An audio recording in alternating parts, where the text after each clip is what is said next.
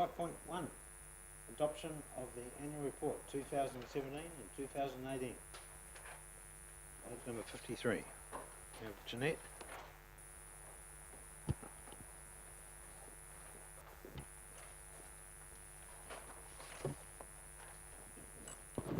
Hey, good afternoon, Jeanette and Tanya. Hi. Nice to have you here. Thank you. All right. So good afternoon, councillors.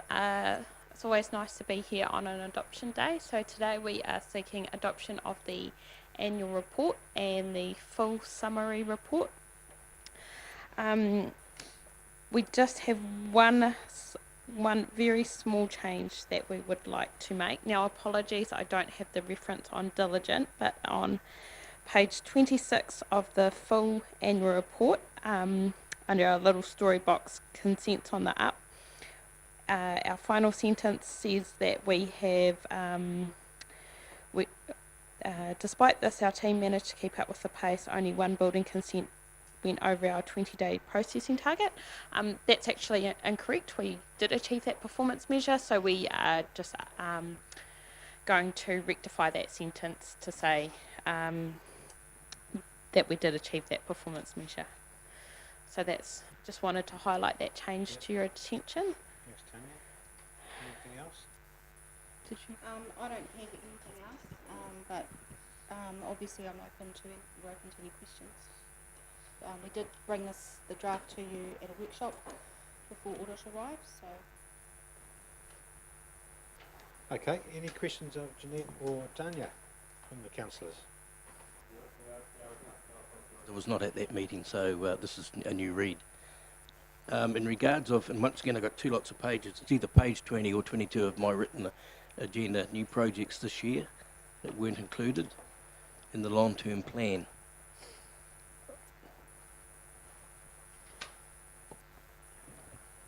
Question what? Sorry. Well, it's a Tiverton down road, and I've made a note here of Norman Smith Street because I thought that was part of the long-term plan. Though it's in one part of the agenda, it's not shown. Another one, it is under a different name.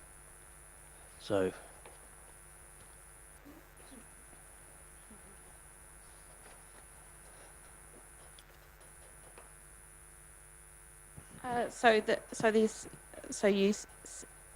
I didn't quite understand the question, I'm sorry. So could you please rephrase that again?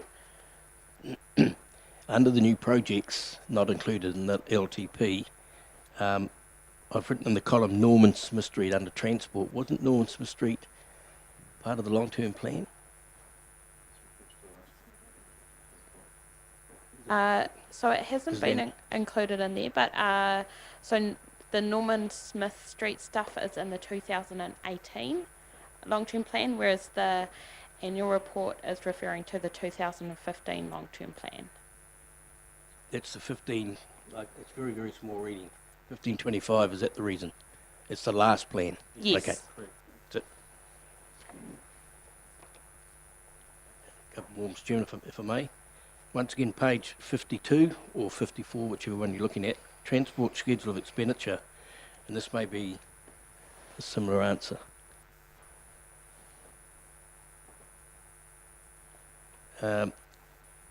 It's got no shared footpath, Whare Rainbow Point, that was done in the last year.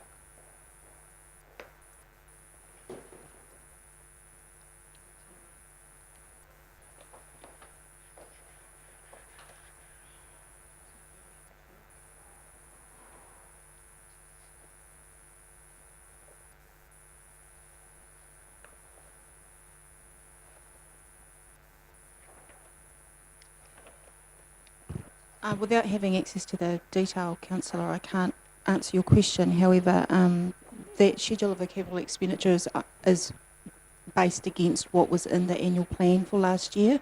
So if it was a bow wave item, it won't be included because it relates to the previous year. Relates to the year that we've just finished. Might that be right? 17, 18.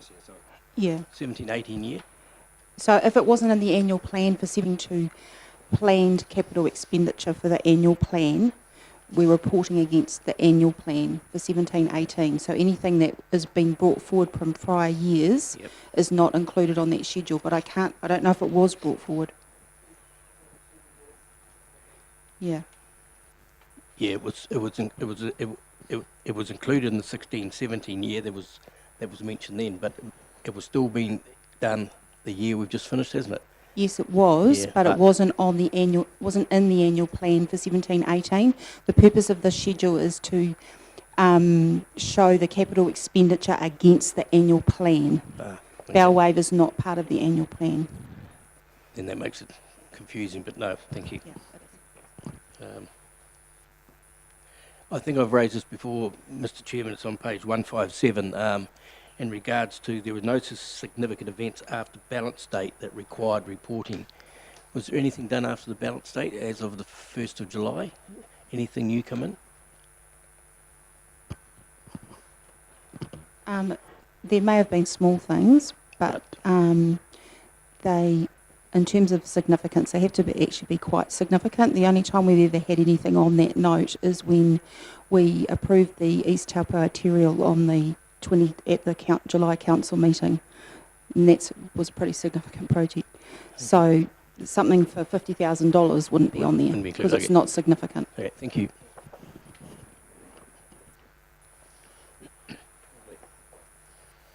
All right. Clarence is here from Audit, if you would like to hear from him. Yeah, good afternoon, Clarence. Sorry, I acknowledged you earlier. Nice to have you here, Audit New Zealand.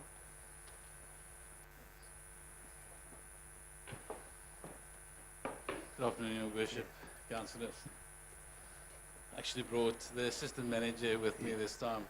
Instead of bringing Nadia, I thought it's more useful to bring the assistant manager. So, Okay. thanks for having us here today. It is my privilege to present my two unmodified audit opinions. It's on the full audit, full annual report as well as on the summary annual report. So I won't go into exactly too much detail. What I thought of doing is just to highlight what my opinion actually covers off. It is, I think in the pack there's a copy of the opinion unsigned. So once we get the signed annual report, we will just check all the page numbers and making sure that, because in our opinion it's quite specific on the pages that we refer to. But we make sure that it fairly represents, first of all, the balance sheet. Then we look at the old days, we used to call it the profit and loss. Now it's the statement of comprehensive revenue and expenditure. We look at your cash flow statement, look at the funding impact statements, we look at the cost of service statements, look at the group of activities, the funding impact statements, and making sure that all of that, those different statements comply with generally accepted accounting practice.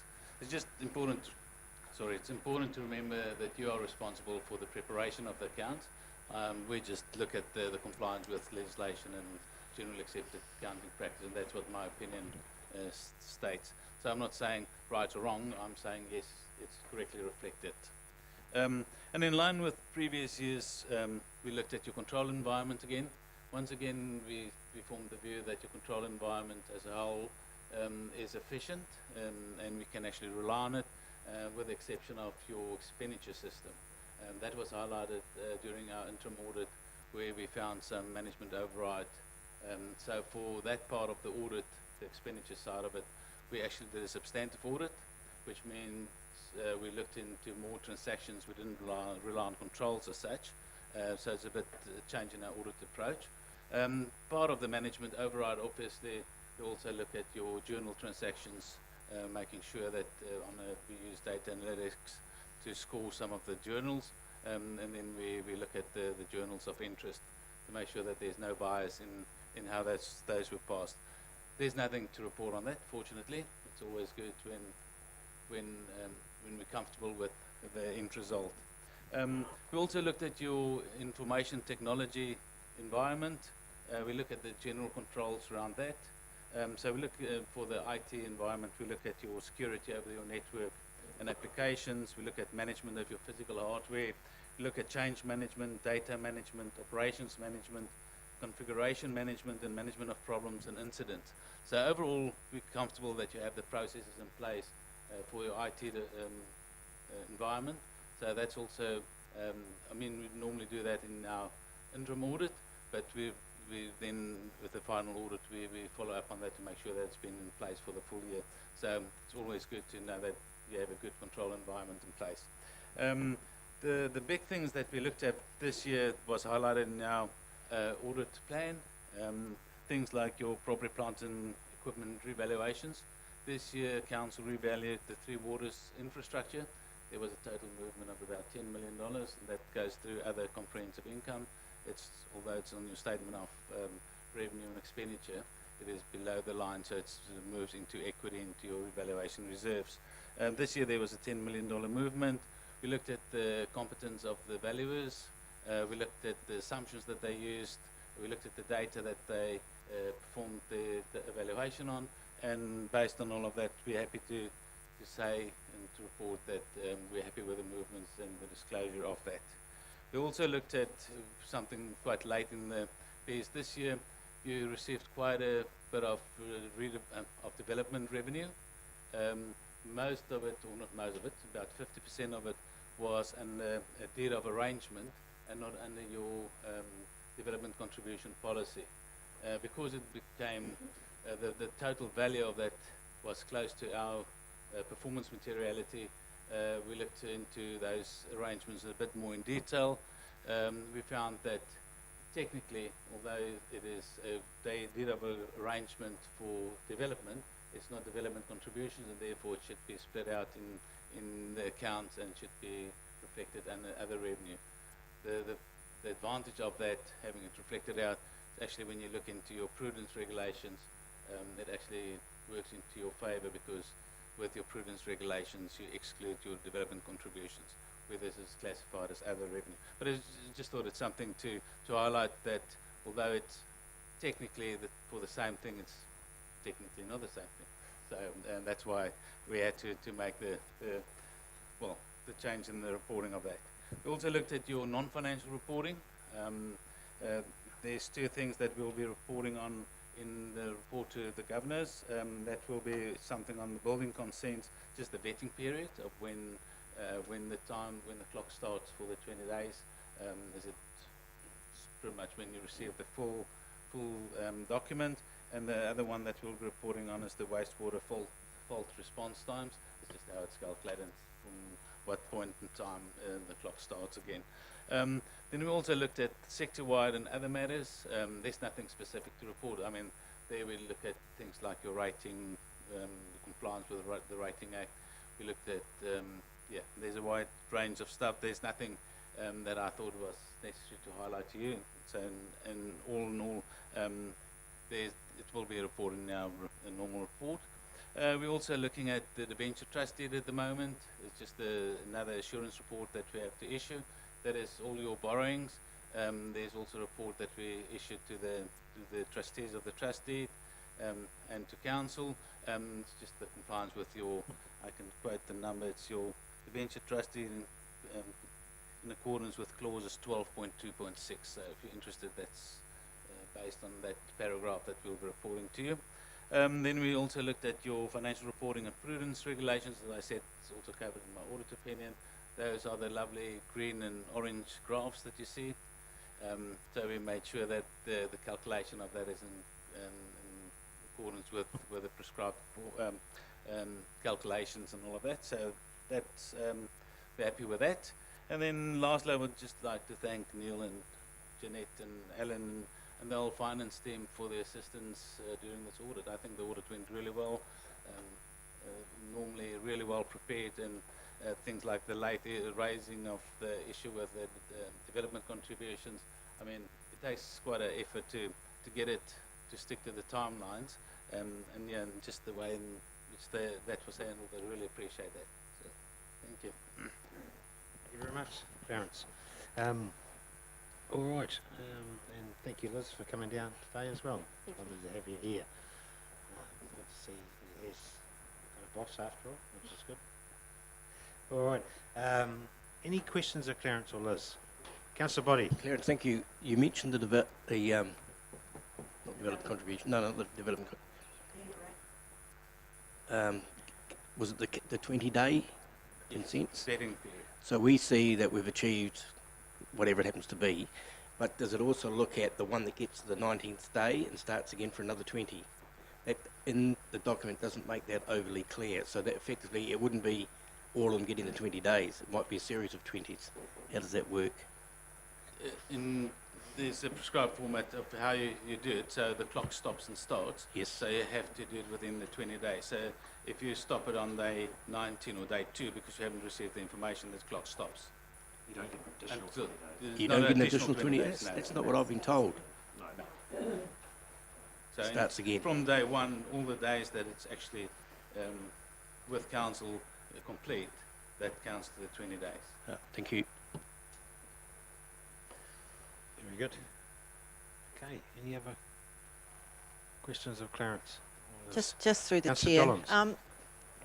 Just to clarify, in the interest that no question is a dumb question, can you just re-explain the deed of arrangement and DC's comment that you made again, please? So with your DC policy, you actually cover off. Let me see exactly what I said, so that I don't say. So we noted that there were payments from subdivision developers for capital contributions carried out by council during the period that was charged under a deed of arrangement. Now, the deed of arrangements is a specific agreement with developers that wants to develop in an area that's not covered under your DC policy. So, in your DC policy, it actually refers to on page 6 that it says that you may enter into private development agreement. So it is in line with you allow yourself on your policy that you can enter into those agreements, but because it's not covered under the specific DC policy, the calculation of the contribution is different from under the DC policy. It's not only a deed of arrangement, and I think that Alan, you can jump in if I'm a bit off track. It's also more giving out responsibility, so that it's quite clear who's responsible to do what in that arrangement. So it's more than just the normal DC policy. So because it's not under your DC policy, it can't be classified as DC revenue based on the Local Government Act. It's just how the classification on your statement of revenue and expenditure, where that's reflected. So what percentage of those contributions from developers were deed of arrangements versus DC? Are you able to find that? I can find that out. It's in the region of about 50% in the current year. Yeah, more or less. Thank you. Okay. All right. Thank you very much, Terence and Liz. And I'll call Tanya and Jeanette back up. See if there's any final wrap-up questions.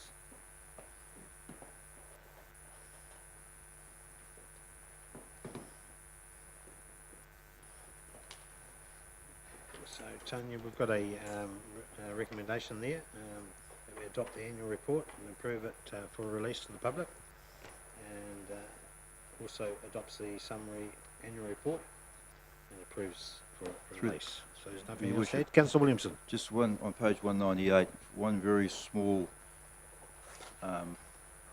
point. Story place is spelt without the E. I think it's quite important.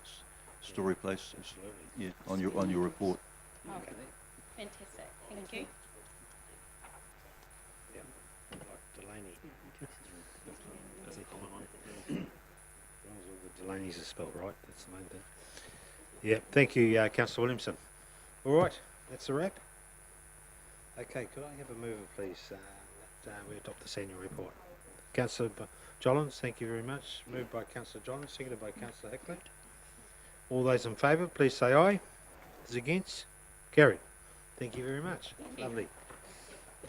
Yeah, Mr. Chairman, just while we're wrapping up, I would like to extend our thanks to the staff. That's a huge effort to do this annual report. We see here it's a pretty slimline document, but I know the team in front of you and a larger team behind them have worked quite hard day and night. So just want to acknowledge that as well. Thank you. Very good, thank you. 5.2, Council's August performance report. Mr. Green. Thank you, Your Worship. Obviously, one of the big issues for this month has been the discovery of asbestos in Waiora House, which you're fully aware of, and have had several briefings and communications through that process. Pretty happy with how that's going. It's all on track, and we've got the contractors in there at the moment clearing out, or starting that work. They're clearing out of that asbestos.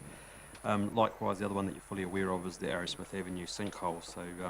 So that one is dare say complete. The seal has gone on the road and has again been a very good process, which was unexpected. Obviously, issues like those two do take our staff away from their normal business and their normal run of work. They do take a lot of time, which will have a significant impact, particularly given that you've approved a capital works program for this year bigger than what we've ever had before. So I guess a little word of caution for us all is how unexpected things like this are going to impact on that work program going forward. Into the positive though, probably the one that I would like to highlight the most is our customer service team winning being awarded the best customer service team out of all the 78 councils in the country. Something that I think they and the whole organisation can be justifiably proud of.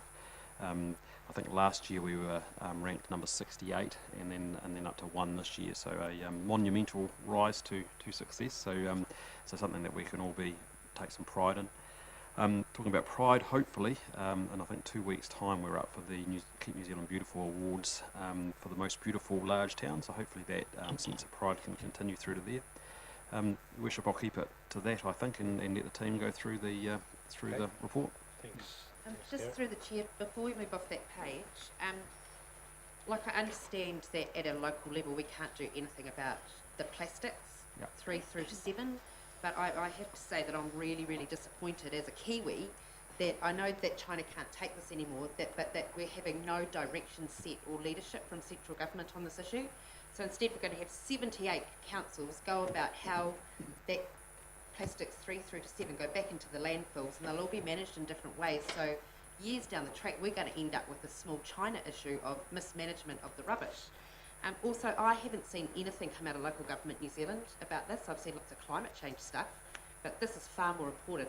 And I don't mean to shoot the messenger at all, but I'm just really, really disappointed that this country doesn't have good leadership on this issue. I've finally got my children throwing every single plastic thing into a recycle bin, and now they're going to have to revert to throwing only like numbers 1 and 2, which I understand are the majority, but it's still a major, major disappointment.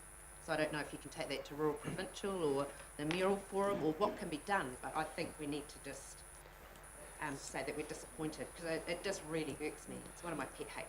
So I think we share your frustrations, and I think you'll remember Brent Aiken's quote in the paper last week, which was something like a dagger to the heart, and I think that explains as staff how we feel.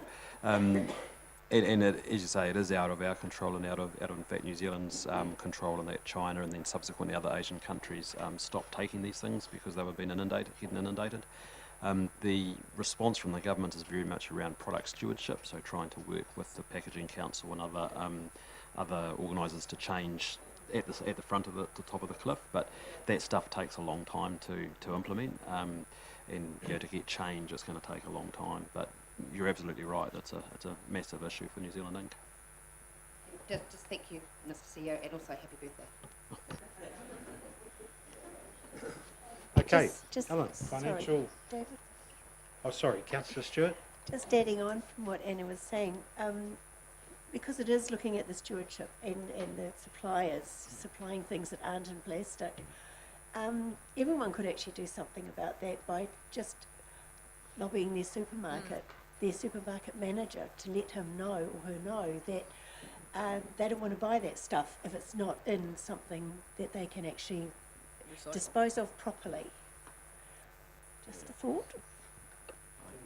I noticed you go shopping now and you have your plastic-free bags, but you get home and you're taking plastic and cellophane and stuff out of the bag, right? So.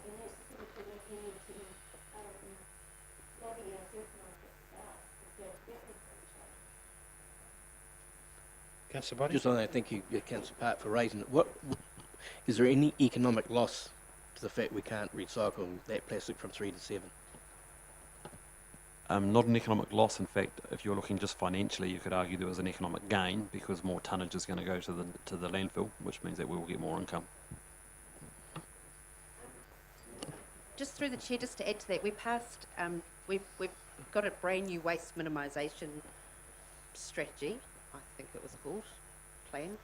Do we have to revisit that in light of this decision?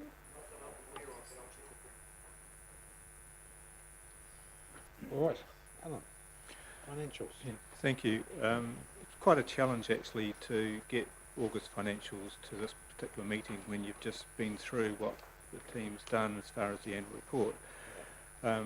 What actually is of assistance is that there's no major variances to where we were budgeting to be at the end of August. So if we can sort of take these numbers as read, and hopefully it's a positive path going forward, but who's to tell month by month what's actually happening. But in general, the income from activities, which is your regulatory fees and your venues, etc., is up. And some of the other variances are more in respect of timing, because some of the budgets are spread evenly over the year. Others, they try to phase, but it's just a bit of variance. So if I move on to investments, you would have received a monthly Treasury Management Report as at the 30th of June. This doesn't form part of the annual report, but we thought that you needed to have a final version which aligned with the annual report. So hence, that's the reason why at this late stage you've got the 30th of June Treasury Management Report. But if you look at the 31st of August Treasury Management Report, we're on track to meet all our requirements, and once again we're outperforming our investment budgets. You can see that we've been a little bit more active in the equity field. What we actually do in the equities is when we buy, we have a sales strategy, so as when our return hits a certain level, we'll sell, no matter how long. So we look at APA, for example, we made 17.5% return in 7 months. BHP, 22.7% return, but it took 2 years. And the Brambles, we made 22.7% and it took 1 year. So it's just part of that strategy of not buying and holding, but buying and selling. So you'll get variances month by month depending on what the markets are doing. Cool. All right. Any questions about it? Councillor Body? Well, if you were the CEO of A2 Milk, you sold last week. But who's to tell? The market's pretty volatile at the moment. All right. Thanks, Alan. Democracy and planning.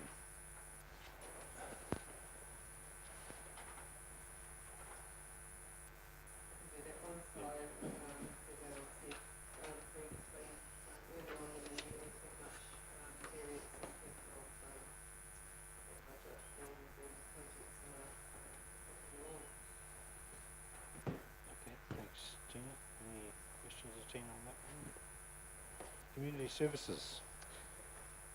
Brian. Good afternoon, Your Worship, Councillors. Alan mentioned the regulatory area in terms of revenues. There is an agenda item that follows this report that may have a minor impact on that, depending on your decision on the whole registration fees. A couple of things just to point out here. On page 281 of diligent, we talk about body-worn cameras for the animal control team, dog control guys. Still waiting just to sort out some IT requirements. We're still hoping to have that in place and operable by mid-October, but just we note about if there are any other issues in the IT area, it may just delay it slightly. A couple of other things from other areas under my purview. Civil defence, just for your information, the group controller for our Waikato group has tendered his resignation and will be leaving at the end of this week to take up a role with Air New Zealand. That's right, yes. So he's had lots of jokes around that. So there will be a new group controller in the near future that space. Thank you, Mr. CEO. Yesterday we had a visit from 3 regional emergency management advisors and the Chief Executive, Councillor Park as the Chair of the committee, and myself and others met with them. They came here to talk to us about how we do civil defence in our district. There's a very positive view of that approach that we have in terms of governance, that you have a committee, and that it flows down from there in terms of how that whole community interaction works. So very positive meeting with them. They've actually indicated they want to bring all of their emergency management advisors around the country back to Taupo to have a look at that process that we have here. So quite a positive thing there. Just through the chair, can I just add, I think that Mr. Fox just undersold it somewhat right there and then. There's been a huge a technical advisory group report that's been done, and it's taken like the best part of probably 3 years. Yet Taupo are like this amazing example of how it should be done, how from grassroots right through to full council governance, we've got it right and we do a really, really good job, and how we've got such a resilient communities in our district. So, yeah, sorry, Mr. Fox, but you should be very proud of one of your areas, and I think Gareth was there as well, and he'd probably concur. I am very proud, but I just didn't want to go to that level of degree. Just on that tag review that you talked about, Councillor Park, really there's a whole flavour of regionalisation around that potentially, so we're waiting to see what that looks like for us in terms of what influence it has at a local level. But I think it's clear from our perspective that our interaction with communities and supporting communities is going to be paramount anyway, whatever happens. So we're waiting with bated breath on where that goes. And Mr. Connon is smiling quite a bit because he's been told that he can go and pick up his Unimogs at Trentham. Yeah, very soon. Regulatory workloads are continuing, as you can see from last year. Just in that space, and it's probably something right across council really, we are considering and planning for potential retirements in this area next year. Wait and see, but we need to be planning for succession and thinking about things early in that space, and we're in that space now. Health and safety, we'll be working with unions and employee representatives on an employee participation agreement. We have an existing one, which is dated in terms of new legislation, so we will be looking to have that discussion very soon. And one thing from the senior leadership team and the Chief Executive is we're fully aware of our responsibilities in this space, and we'll be looking for quite some flexibility about being able to respond as quickly as we need to in this area going forward. Your Worship, if I may talk about that meeting we had yesterday on Wood First with Jane Arnott and Mark Taylor, the GM of Tenon. Jane, as people will know, is a strong proponent and advocate for a Wood First policy amongst councils. I have to say, from my perspective, it was a very interesting meeting, and certainly the story of wood, as Mr. Taylor from Tenon explained it to us, was quite enlightening. The intention is to bring a paper back to you again to revisit that discussion you had about 18 months, maybe 2 years, I can't remember exactly when, and perhaps provide more information that will help with that decision-making process. At the time, and Councillor Johns, I think you may have to refresh my memory here, we looked at sustainability on a broader picture. That was the sort of the area you went down at that stage. I think what we heard yesterday might still be of interest to you now, and that's why they were suggesting we bring that item back with more information. Through the chair, my understanding from that discussion was we'd made a decision that it didn't sit in the procurement policy part of our decision making. However, we were going to have a look at the wider sustainability story, which when you take Councillor Park's comments about plastic and some of the other things, I think there's probably some merit in looking at that strategy. But the direction at the time was the procurement decision process wasn't. Yeah, and maybe sustainability wasn't the exact avenue, because talking to Jane yesterday, there was probably a broader discussion around Wood First as an initiative. So that was really, I don't know, Your Worship, whether you want to add comments to that? But yeah, covered it well. I think just the councillors need to be fully briefed on it. I know we did have it at ENA. Yes, yeah. So, but I'd like to put it in front of the councillors by way of an item, but perhaps Mr. Arnott could present in the public forum or during that particular item. Yeah. Legal area, Mr McCarty's purview. As he would say, business is still good. Plenty going on in that space. In the insurance area, we're heavily involved in our renewal process with our brokers. And the clear message we're getting from our brokers is that the insurance markets are hardening. So that can usually only mean one thing. So we're still in that process now. So all the councils put their information together. That goes to Lloyd's of London via our brokers, and we'll see what the markets come back with. On the internal audit front, and lastly, we are just scoping the procurement review with PwC. It was part of the audit and risk direction, so that work is that draft in terms of references being looked at currently. And that's it from me, Your Worship. Lovely, thank you, Brian. Any questions, Brian? Okay, community facilities. Kia ora koutou. Just moving into community facilities. There's a couple of reports that are coming through. Some of the points not raised, but in the interests of Otumaheke has been hugely popular. If I would use a street term, it's being absolutely smashed. The under-19s tournament made regular trips from different teams, and likewise some of the global games teams frequented the area, and the locals, the comment made by Fraser was the locals have returned, which the Patu were very happy to see. So just a note on that one. In terms of some of the other projects that are noted in there, you still have the reserve management plans for Motutere. A first meeting of Ngāti Turangi-Ita and Mr Tilton has happened.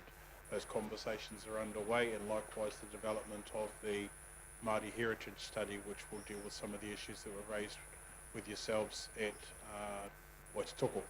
So that work is underway. Likewise, you'll see that there's a whole lot of OPEX projects in there, some that are working through our project management projects framework, which is closing off those projects and working through the process to review. And as we move through the year, those will continue to happen as we move through the different phases. Just Dylan Otumaheke, the cafe concessionaire, any indication of when that would be likely to be open? So they're just working through a couple of issues to get the container up to date and up to scratch before they go through a procurement process to identify a suitable concessionaire.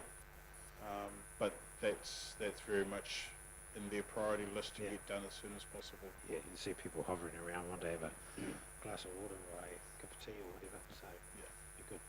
All right, that's an independently run. That's by Patuiwi Trust, nothing to do with council.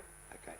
Sorry, Your Worship, the other point I was asked to bring to your attention was the Suto exhibition, and the fact that in the first couple of weeks there's a noted increase of patronage and people coming to visit.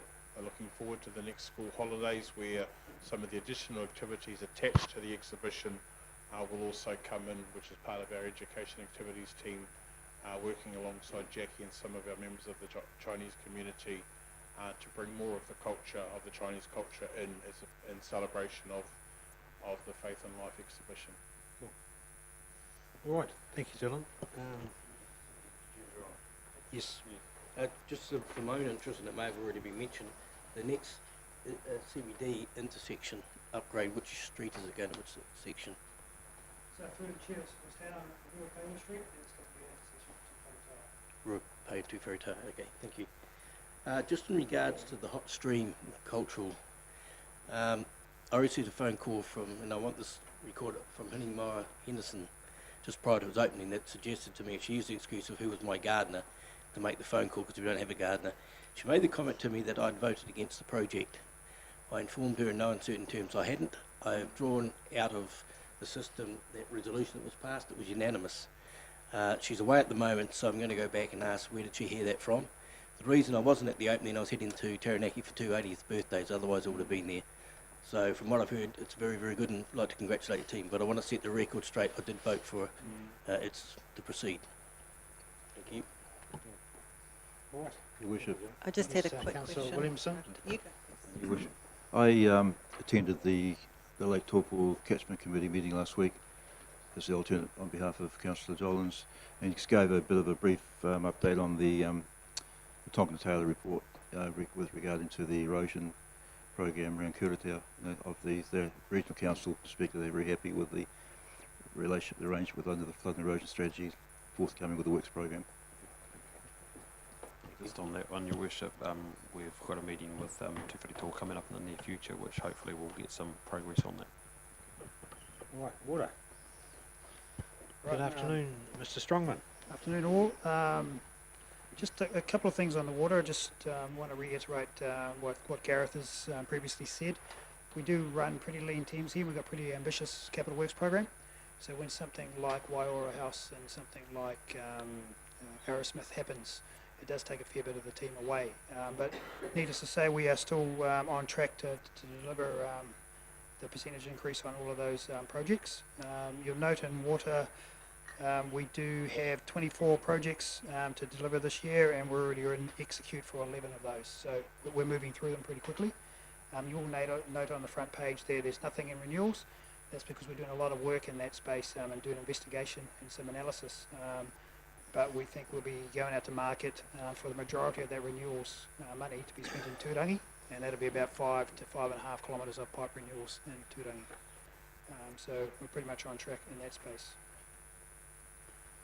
Just to hit up on a couple of the red indicated ones there. So Waitanui water supply, it's red again because the completion date, it's still possible to be completed in November, although we are in the hands of those getting the delivery of some of the infrastructure there in that space. It's also tied up with the voluntary administration of service engineering, and we're still working through that with everyone in that space. And then Bonchel Park water bore, it's just noted that we are expected to complete that in October, but we thought we'd complete that a little bit earlier.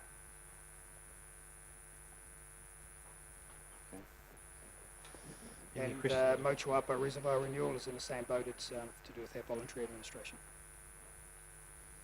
So happy to take any questions on water, or I can just move on to the next one. Good. So Watanui's pretty sussed now, pretty sorted. No, the new. Yeah. So through Chair, all the pipe work is in. Yeah. And it is ready to rumble. But we haven't got the reservoir in there, which provides the suitable pressure for those individuals down the end there. So we need to wait for that before we turn it on and liven it up. Okay, cool. Bonchel Park Water Board, that's been around as long as my career's been around. So it'd be nice to get a solution on that at some stage. The team don't disagree. Yes. Yeah. We're looking forward to finishing that one off. Yeah. All right. That's the body. You enjoyed that? I'll have some questions when I've got the hard copy of the long-term plan, because there's a couple of ones in here that aren't mentioned in the long-term plan, but once I've got the hard copy, we can have a talk. I look forward to those. I'll look just because we're meeting quite regularly, it's not going to happen all the time. No, that's right. All right. Thank you, Kevin. Transportation, again, just a heads up there, we've got 31 projects to deliver in this space. We're in 7 in execution. We're doing a lot of planning at the moment, and got 13 that are being planned through. I don't think there's any notable reds there. There's an orange there on Poipi Road widening. That's just we need to sort out with Chorus about putting some services down before we go and widen it. Otherwise we'll widen it and they'll dig it up straight away. Kevin, while we're on this one, just want to note there was a letter to the editor in today's Taupo Times about a footpath down Lowell Place, and questioning where that came from. I can let councillors know that was as a result of a request from the Access Taupo Mobility Group, and it's linked the Lions Walk up with the Old State Highway, and it has been on our program for quite some time. Okay. Just on that matter, I went and saw Mr. Ogden, I think his name is, today, and I raised the issue with him about access because I'm on that committee.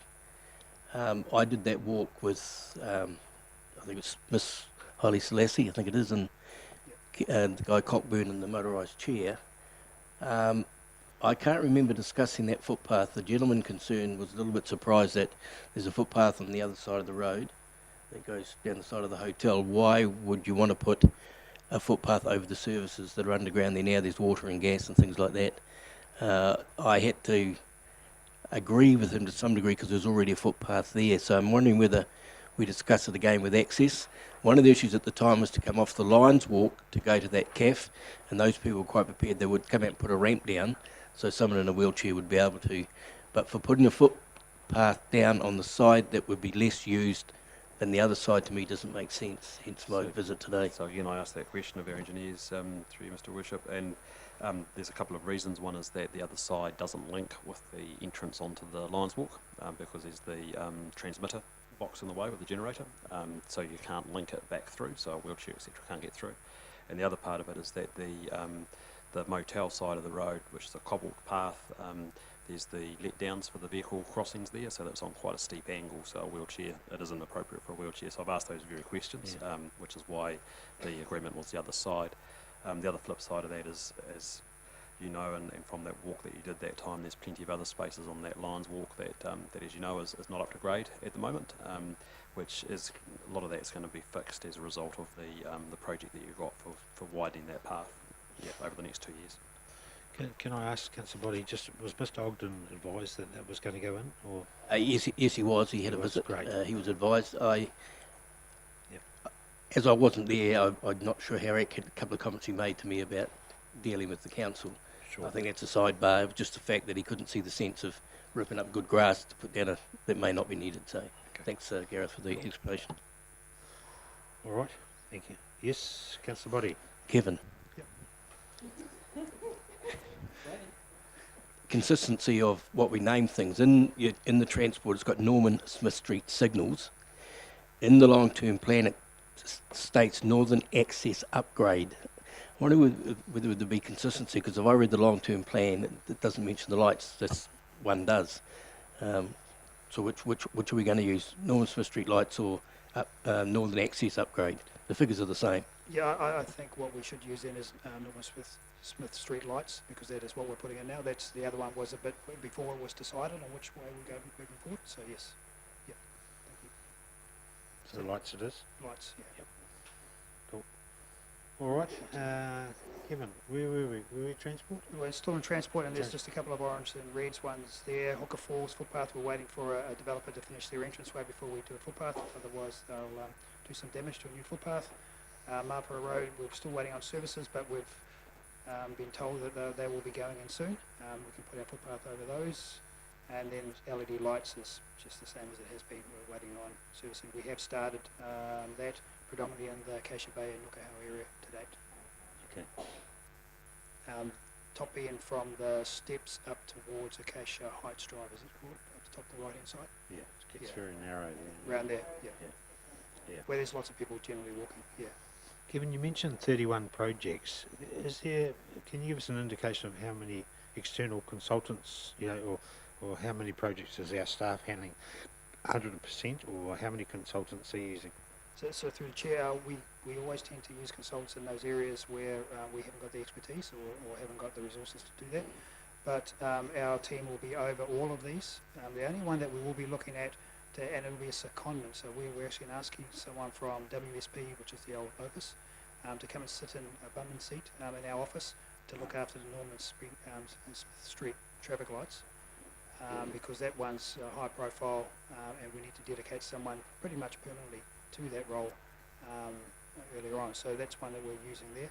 The other ones we are using is, I'm just trying to think of what is the percentage. We've got a pretty ambitious works program moving forward, and our teams are relatively small, so I'd say half of them, or over half of them, have input from others. Our guys are project managers, coordinating all the stuff. We don't have a design team. Right. To do the design. We do the simple stuff in-house, and we certainly can critique any designs because they're capable, but we don't have draftsmen, we don't have the design team, we don't have the CAD in place to do all of that work. Okay. Yep. All right. Councillor Body. Jim, some time ago, probably a week or 10 days, I wrote to Mr. Green in regards to LED lights and health and safety issue that was raised to me from the American Medical Association. I wasn't overly impressed with the reply I got, not from Mr. Green, but from my friend. John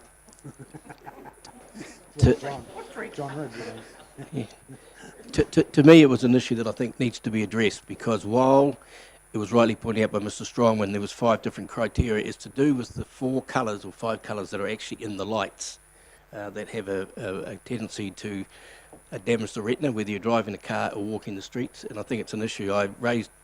Have we been to the New Zealand Medical Association to see whether they have evidence like that? Secondly, in regards of the lights and the darkness, we had an issue where I rang the police the other night, but because of the new lights, I couldn't read the number plate of the car without putting myself, which could have been in harm's way, so I didn't get a turnout. The old lights, you could easily see them, but that's a sidebar. But the one on the lights and damage to retinas, I think needs to be looked at. Right. Okay, Kit? So, through the chair, we can ask NZTA that, you know, they've rolled these out and they've recommended these types of lights all across New Zealand. Yeah. So we can certainly ask them whether they've considered that. I'm not sure they would have, but we need to ask the question. We certainly haven't got the expertise to talk about the medical conditions caused by LED lights. Okay. What, did the criminal get away? Oh, so you couldn't get the rego. What number?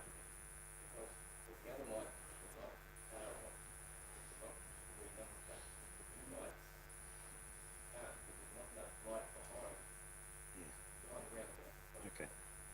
Well, next time I think ring Barry, you can chase.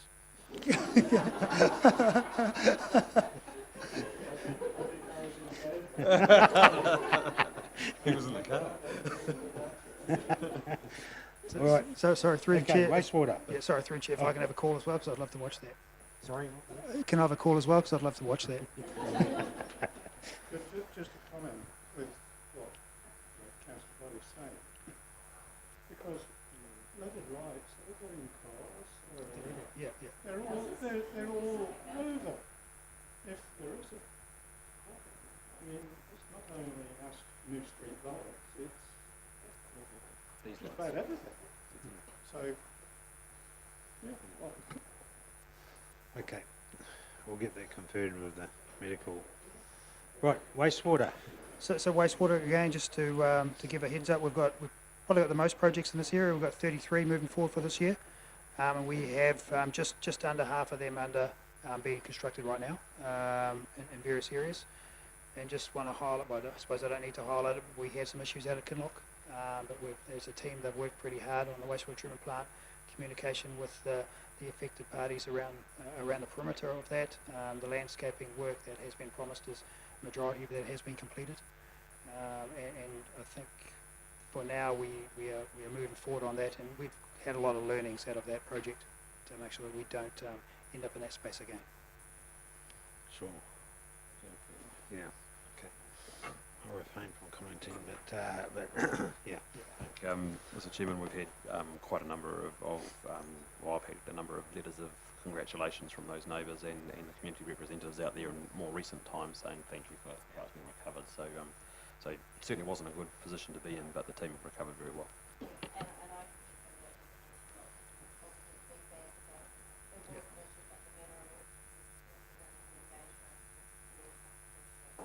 So we've, I think we recovered reasonably well in that space, but not to get into it. So we do learn from these. The same project manager spent a whole lot of time knocking on doors at Whakaaro because we're doing a wastewater thing there. So we do have a contract administration and contract kind of learnings forum that works across everything that we do. So we're trying not to repeat things again. I'll probably take the rest as read for the wastewater unless there's any other questions. Wastewater. Okay. Thank you, Kevin. Solid waste. I think it's been well documented about the grade 3 through to 7. It's really the only thing to comment on that, and for stormwater as well, unless there's any specific questions. Stormwater? Nothing different. Sorry. Yeah. Okay, thank you, Kevin. Thank you. All right. Economic development. Yeah, I've got a big blank on that one. The agencies are coming, I think, next month to give quarterly update. We're rocking on with the airport work we're doing at the moment. That's on track to have a report to present here November time. The figures actually, when we've actually analysed the numbers coming through there, is actually quite phenomenal. The growth we're seeing in here. I hadn't realised how how big it was. We're doing a lot of planning, I guess, and let's say specific questions. It's fairly business as usual we're doing in this area. Okay, any questions of John? Maybe Councillor John, just Rankin? the airport might be one that you want to... Yeah, he's just mentioned the Yeah, airport. I mentioned the the applicant, so- Airbus are doing their... Yeah, November we should be in here to have the conversation, which is quite a detailed bit of work actually. Yeah. Do we, I just wanted to make the comment that Rotorua got a massive injection from the Regional Development Fund, and bearing in mind we're asking for a fraction of that for our initial developments, I hope that that's looking very positive for us. I was jealous when I heard the announcement. Our time will come. We're I working hard. hope so. Our time will come. So I think the announcement that came through yesterday, I think it was, or Monday, in terms of Rotorua, which is a significant amount of money for CBD lakefront upgrades. I'd say yes, $26 million. I'd say watch the space, and that civic precinct project business case will include many of those same elements that they're looking at there. Just through the chair, can I just add to that Bike Taupo were very successful recently in obtaining $550,000 from the Tourism Infrastructure Fund. So even though you might say these are blank, there are lots of things happening within the community with our active groups. And so, and I believe, Your Worship, you'll be officially opening the underpass with Bike Taupo in a couple of weeks. Cool. John, just back to the airport. Do we actually have to set? You know, like I don't want it to be delayed another month. If you know what I mean. So, is it worth calling a special ordinary just to give it a final tick off, or if we can fit it into the calendar? We need to workshop it, because I think it's some of the stuff that's coming out of it. I think. I'll come back to you on that, because I think we do need to set a date, and I'm totally with you, because we need to, get this. Shane's going to run out of money shortly. Oh. Yeah. Well, perhaps not him, but the government. Yeah, I'll just make a note of that, because I just want to make sure we don't miss the airbids deliver when they're due to. If there's a delay, I don't. But we'll probably put something in the diary just to signal it, because I think we really need to have a discussion. It's about quantum, and that's the discussion that needs to be had in here. It is like you. I met Alison Rowe yesterday. One of the first things she said to me, when you get the new airport. Yeah. So it is important. Exactly. Lovely lady she was too. Wasn't she nice? Wasn't she a nice lady? Yeah. Councillor Harvey. Not officially yet, but yeah, not officially yet. You might have seen a bit of traffic in the media regarding the Rotorua one, which has been sold. So that's the only confirmation of that. And thank you, Councillor Rankin, for putting up Alison Rowe. That was accommodating here. It's lovely. Yeah. All right. Where have you gone, John? Haven't quite finished with you. No, that's it. No, that's right. No problem at all. Anything else? That's it. Okay. The CEO's report, or whatever it's called. So thank you, Mr. Green, for that, and members of the senior management team. Could I have a mover, please, that we receive the council performance report? Councillor Rankin, thank you. Councillor Williamson, all those in favour, please say aye. Those against, carried. 5.3, dog control fees for the financial year 2018-2019.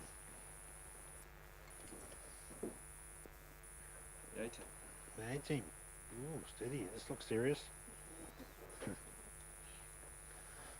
Right, Brian, have you sorted it out? Kick off.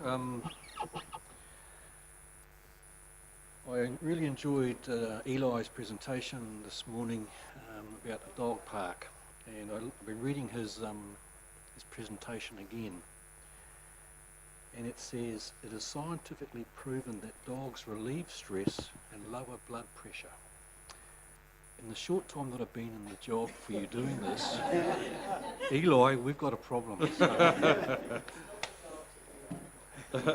Yes, I understand that. So look, first I'm going to just introduce Ross McDonald, who leads the operational side on the ground for our compliance area. So some of you will have met Ross through the Fred Committee, but others may not. So I think, Ross, this is your first time before full council? Yes. So, Nice to see you, Ross. so I'm just going to do a brief intro into the item, and then Nigel's going to take you through it in more depth, and particularly the legislative framework around it, and Ross can update you with the current situation, re-registrations and actions to date. And I notice you're smiling a lot, Councillor Bickley, because you asked for this to come to full council, not to Fred Committee from memory. So.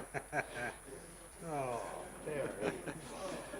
And so we brought it back. So the general intent of this item is basically to recognise the concerns that many rural dog owners had with the previous setting of the fees, to provide some interim redress within the existing fee structure.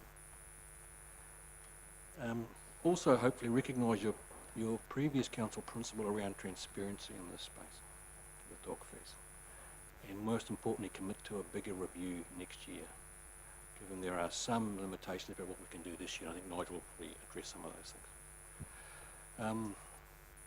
We have spent some time on this, but I think we are in a relatively good space, the three of us, at this point in time. Nods are good, yep, fine. So anyway, I'll hand over to Nigel to go through the agenda item in more depth. Just before, we discussed this, sorry to interrupt, but the particular clients that we had out there that we heard from, and we all heard from them, have they been advised about today's agenda item? No. So they haven't, they know in general there's an item coming back to council at some stage. I didn't want to raise any expectation about what that might be, but the bigger message is about the bigger review coming up.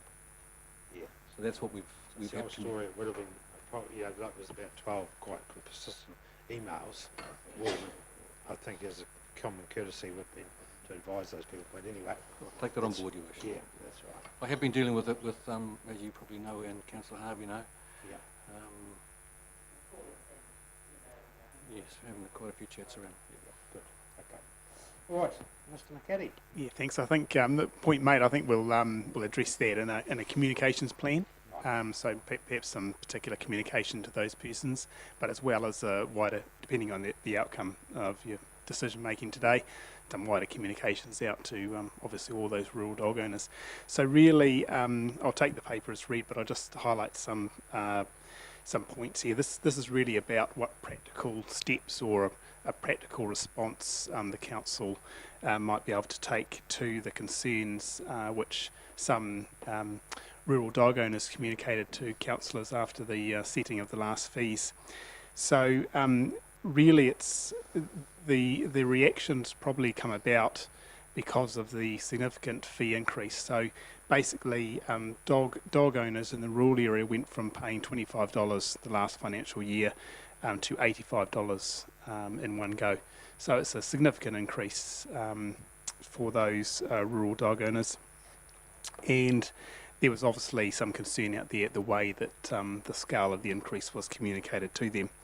So the legal advice that the council's received is that it's relatively constrained in the way or those matters in which it can prescribe fees for under the Dog Control Act, and that the paper sets out that those are pretty limited to neutered dogs, working dogs, dogs under a specified age, that is those young dogs, and persons demonstrating special level of competency, special owners, if you like. So there's no legal way to come up with a rural dogs, pet dogs in the rural area category. So that's created a difficulty for the council when it's come to redo the fees. So the options put in the paper there is to apply a reduced fee of $65, equivalent to a special dog classification, and that will be payable by 31 December this year, or a credit against next year's fees for those dog owners who have already paid those full registration fees. There's also a proposal to broaden the classes of dogs that are classified as working dogs, and that will apply to those breeders and dog clubs operating in the rural area. So the effect of that is that it will have some a minor financial impact on the council's income, but it's felt that that would serve to provide some acknowledgement for those rural dog owners who have felt some dissatisfaction with the way that the increase in fees was communicated to them, and it's the officer's view that that is the most practical response in the circumstances. I'm happy to take any questions. Okay, Councillor Harvey. Thanks, Nigel and Brian. That sounds better. So with those last two classifications, A and B, of the people that we had to these various meetings, do they fit into those categories? I'll probably have Ross address you on that question, Councillor. Yes and no, there's a couple there. And I don't mean just there was a couple that said, look, they had pet dogs and they didn't think it was fair. I don't mean, that classification. Was there any other that we're missing? So you're talking about there's a couple of breeders in there, and there was a hunt club, and there was someone various that had other a ones. whole lot of huskies and what? Yeah. Do they fit into? So they would fit into that the working class that were asked for a resolution. Right. Yeah, they'd need to have some commercial value or purpose, business purpose for those dogs. The clubs. Hunt club would be A or B category. Clubs would be a little bit different, providing so the likes of the hunt club, although they don't have a commercial gain out of it, they do a lot of pest control for farms, and they have contracts with those farms. So there's a paper trail and an audit trail for that, rather than just. And the working dog fee is? How much? $30. The $30, right. So this should cover most of the issues, are you thinking? Or do we have some on the edges? Oh look, I think I think there'll always be those ones on the edges. What this won't address is those owners. Won't address completely the concerns, I guess, of those owners with more than one pet dog in the rural area. And the important part of this paper is this is a practical response for this year with the concerns that have been raised. What I should have addressed also is the officer's proposal that we form a focus group for the setting of the fees for next year, so that all the implications can be examined, because what we need to, of course, consider is its effect on all of the community. That is urban dog owners, rural dog owners, and those who don't own dogs at all. So we think that the formation of a focus group, including those people who raise concerns specifically with the council, will really help inform the council's decisions for the next year when it sets fees for all dog owners. It's probably important to recognise also that non-dog owners are a significant component of actually who funds the activity. Probably the majority. Thank you, Neil. All right. Yeah. I just had a question too. Yeah, Councillor Hickman.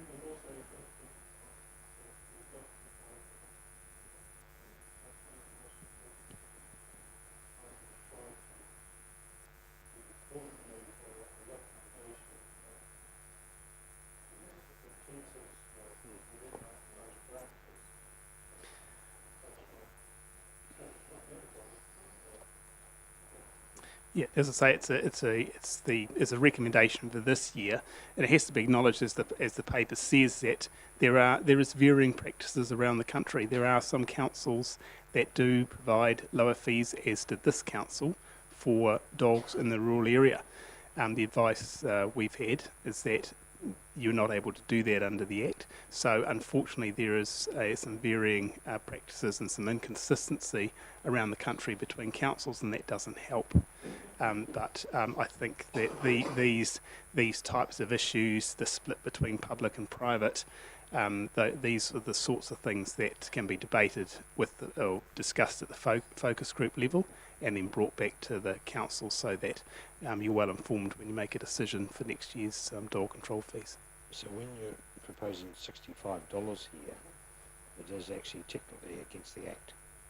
No, the Act provides that at any time the council can choose to remit or reduce a fee that it has prescribed. That's right. So the council's prescribed a fee. It's choosing to reduce the fees for those owners in the rural area.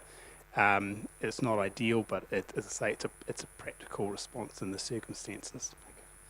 Okay, well, the biggest thing here is, and I'm happy to support this, that is the communication of this and that focus group. You know, it's all about sort of the focus group going forward, that people are happy, you know, anyone that wants to be happier, and it's relaying that, because I'm just nervous again, we're doing no representations here from the particular people in question, so they're going to get this, so we're just going to deliver the message. So we'll be certainly taking advice from Lisa and her team in terms of the appropriate communications given the previous sensitivities around this. So I fully hear what you're saying. The previous decision, the problem was not so much the money, although it was appropriate, but was that they didn't know anything about it. So I just make that point. But thank you, Rog. Thank you, Ross. Anything to add? I can give you a brief update on where we're tracking for those unregistrations. It might put a bit of perspective on things. So out of the total of 7,552 dogs, so 7,252 dogs that we've got, overall, it's 642 unregistered at the minute. How that's broken down is the urban dogs are at 105 to go, but we're tracking pretty well on those. What's interesting is the number of those rural dogs that aren't registered at the minute. We're at 389, which is quite high. However, we also extended that out to 31st December, as you know, to get those registered. And for the working dogs, we're sitting at 148, so still some work to do, but it's... So as a matter of interest, what does that equate to a percentage of rural dog owners who have paid their full amount on time? I don't have a percentage for you. I can get that too. I can get that. It would be fair to say we're behind. It's fair to say we're behind at the moment just because of the situation this year. But Councillor Truman. Yeah. So does the Act classify the breeds of working dogs? What the breeds are? No, it doesn't have it by breed. It really has it by what they do. Yeah, if you like. So there's rescue dogs, there's police dogs. So does our policy state the breeds? No. I think it does, doesn't it? We have taken, I'd have to get it, just gone from my memory. There is a recommended breeds that are considered to be working or stock dogs. So we do use that recommended list. It is a government department, I haven't got it on me at the minute. But that's the likes of your hunterways and your cattle dogs and cattle crosses. So there's about 5 in there, but we do have that as part of our permit or application for a working dog. And what about dangerous dogs? Are they? Wasn't there a couple of breeds the previous government? Dangerous dogs? Introduced, yeah, a couple of breeds. Yeah, there's menacing menacing dogs. There's certain breeds for menacing. Yeah. Dangerous dogs don't come under. Can't be a working dog. So there's a couple of little things in there. Okay.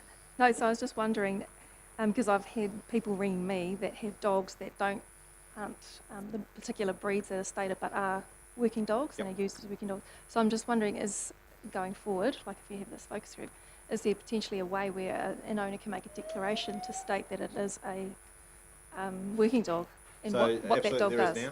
Yep. So they can apply. So they can do that now. Yep. They can apply through a customer service centre. Even if it's not one of those breeds? Absolutely. Okay, because the ones that I've had ring me was telling that they've rung up and told, no, sorry, it's not one of the breeds. No, absolutely not. So they can apply for that, and basically what happens is, depending on circumstances, they may have to demonstrate that that it works stock, that the dog works stock. Yeah.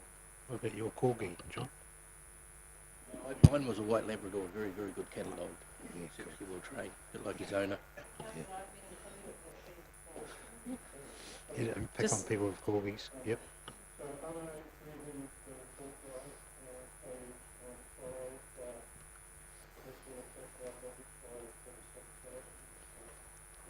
Yeah, that's correct. Yes, based on 1,850 dogs in the rural area, with applying a $20 fee reduction across all those dogs. Yes.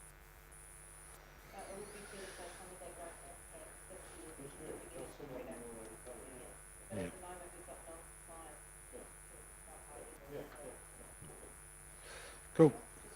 Yes, Councillor Harvey. Make sure. So, rural owners who live in the country will still pay the full fee for a pet dog. The normal urban fee. No, $65. So even though. Okay, so just because we're in the rural environment, we do get a For this year, slightly. yes. For this year. That's what we're proposing. Yeah. Right.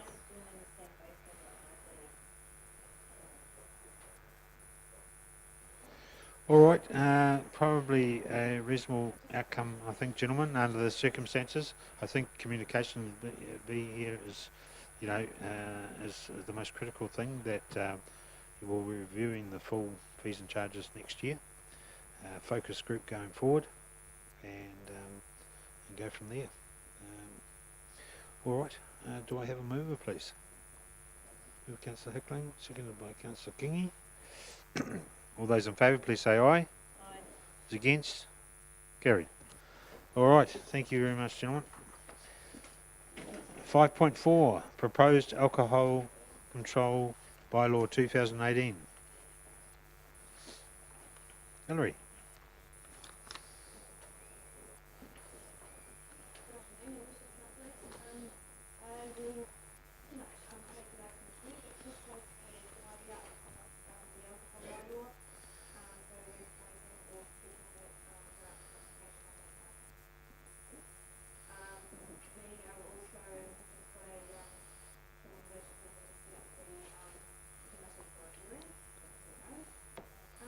One thing I just been thinking about is I've been through the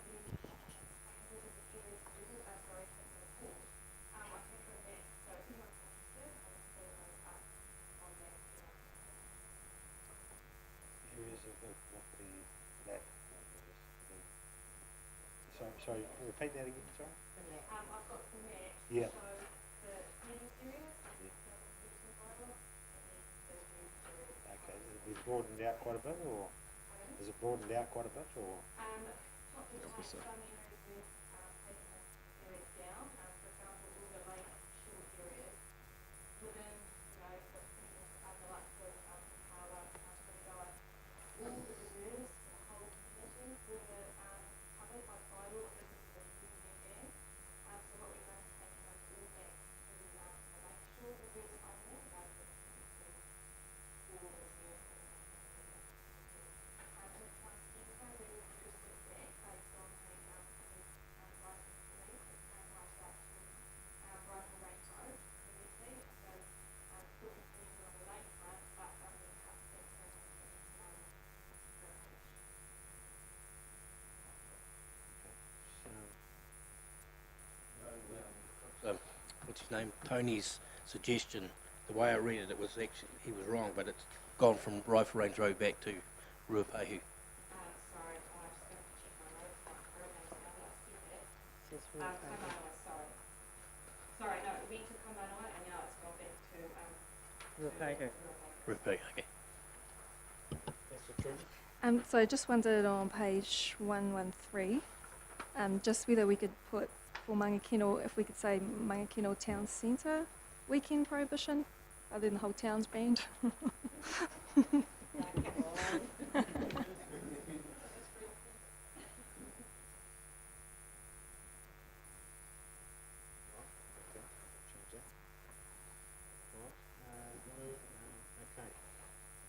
So if I pull up the picnic table, go to the picnic table along the lakefront and then have a glass of Chardonnay, I can't do that.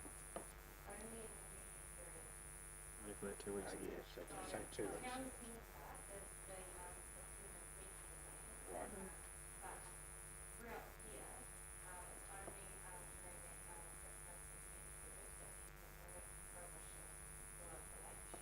Was it 10 days? From Christmas Eve to the stats, I suppose. So it starts on the 27th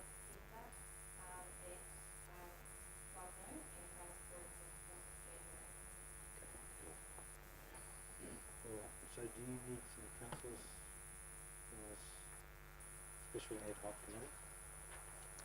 So the reason that they hear the applications today or? Submissions. Yeah, submissions.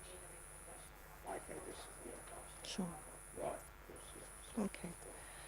Okay, who Well, wants to be involved? in that case, could I nominate Councillor John Body, because I know he's got a bit of experience in this area. Is that from drinking? Drinking in parks. Okay, any other volunteers? Councillor Stewart? Councillor Body? Is that all right, Tom? Yeah. Councillor Williamson? Okay, done. Do I have a mover, please? I'll move that. Moved by Councillor Jolland, seconded by Councillor Kingy. Thank you, Hillary. Nice to see you again. All those in favour, please say aye. Those against, carried. Right, 5.5. Turangi Wastewater Project Steering Group, Tanakwe, Dylan. So this item is regarding the Turangi wastewater treatment plant that has introduced a new way of operating, which is the creation of a co-management steering committee that is basically through the consent. We had hoped to have Tina Pro on camera watching you at the table. Tanakwe, Tina. And we also apologies for Simon Beagle, who was the project manager for that steering group. Kevin, Councillor Williamson and I sit on that steering group on behalf of council. We've got one vacancy. There are four. And so this is the third rendition of revision to the scope in terms of reference. And in the first instance of this revision, the ratification of the 3 seats conflicting seating. The second one was to add an additional seat to include 2 from us here in Tupua. That was in April and May of this year. And in this instance, the paper that's been provided by Simon as project manager is to the scope of the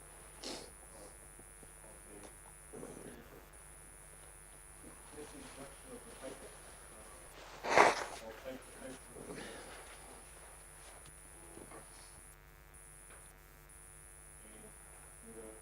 Councillor Williamson wants to talk to as our co-chair from the Council. Okay, Councillor Williamson. Thank you. Kia ora. Kia ora, Tina, and respects to Wharetaa, Turangi-Tongariro with Councillor Kingy and your presence. I just wanted to perhaps step back 2 months, as Dylan quite rightly, I was the councillor appointee on the steering group and appointed co-chair. I attended the first 2 meetings. Unfortunately, I was unable to attend the last meeting for personal reasons, which was unfortunate because I would have loved to have been there with the discussions regarding the 2 other recommendations to put forward for today. Because my understanding, and obviously everything is obviously to do with communication, perhaps interpretation, so not pointing the finger anywhere.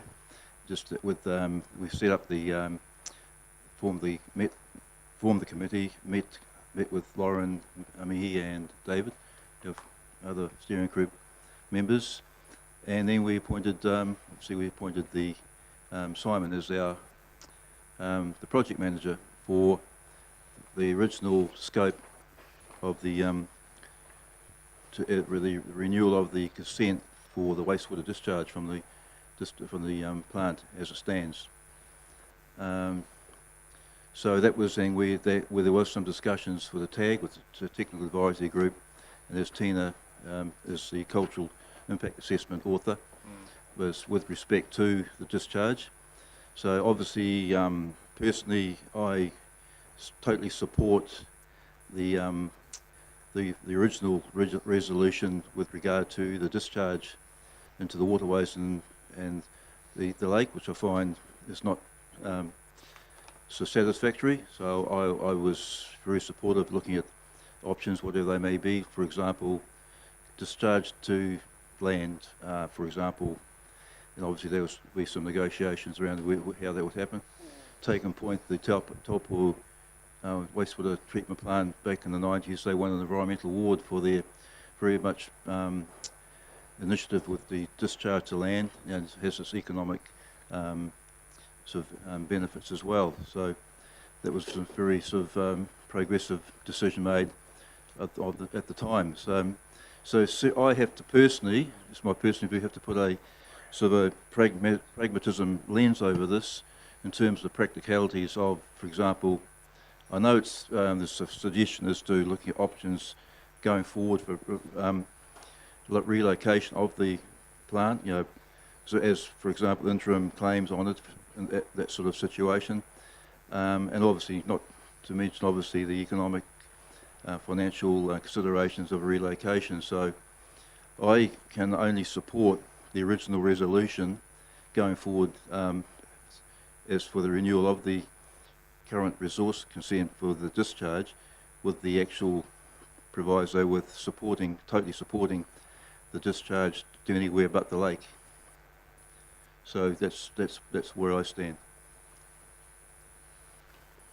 So, Councillor Williams, you don't support that recommendation there as it is at the No, moment? no, I don't. No. I would obviously support. Say we received the report, and I report part 1 of the second part. Okay. And not parts 2 and 3. So just through the chair, just to clarify, Councillor Williams, you approve. You support the initial recommendation, but not the extension of the scope that's proposed in this paper to include looking at relocation. Is that correct? Absolutely, yes. And with respect, I do appreciate there are ongoing issues historically and going forward with the treatment process, which I understand there's studies being completed, issues around operational, and I understand some capital improvements being recommended. And obviously with disused ponds, the remediation there could obviously being over-designed in the first place. So I think those things, while I'm not the expert, obviously we're relying on we're only recommendation with the steering group, but that would be obviously to the technical and obviously the environmental and cultural impacts, obviously as Tina obviously is a very important part of that. And Okay. just one other Councillor question. Jollins? Thank you. Is for Dylan. If there is no agreement on the revised scope from us, then does it just automatically go to the Waikato Regional Council, that reconsent process? So currently, what's been identified by the project manager is that there is a disconnect between expectations of the two parties of the steering group. This would address that. The question would then be, this is how we've responded to the consent request for our consent to Regional Council, and that was very much highlighted to Regional Council, and Kevin has been working alongside Council to make sure that the information is there. At the end of the day, it would go back to Regional Council, depending on whether again, if the two parties were able to come to some agreement, but certainly there, as highlighted by Simon's report, one interpretation is different to the other, and this paper seeks to address what Council has at its head and what our iwi partners have in their head in terms of what's incorporated into the scope of the steering committee, and just acknowledge Maria Nepia as the natural resources manager, for Trustport, and Lauren, who is also a member of the steering group on behalf of Tūwharetua Māori Trustport. Okay. Tēnā koe, ladies. All right. Okay, so the council needs to decide today that whether we go ahead with our original resolution or our original understanding, or are we going to vary it to include the relocation? So if I could just go back to Councillor Williamson's point around the original resolution he talks about, I think and I'm looking for clarity from Councillor Williamson, he's talking about the agreement by Council to not commit wastewater to Lake Taupo and to any of its tributaries, which currently we do. That's been supported by council, and that is the intent of this work. That's there. The steering group, by council's definition, was to look at the discharge methods. The iwi recommendations, or the interpretation from our iwi partners, was that we also consider treated wastewater discharge location, wastewater treatment plant location, currently sitting at Te Awa Mate, and thirdly the wastewater treatment process. So those are the three areas that the iwi partners would like council to consider for variation of the scope or not. Okay. Do you want to say anything? Councillor Hickling?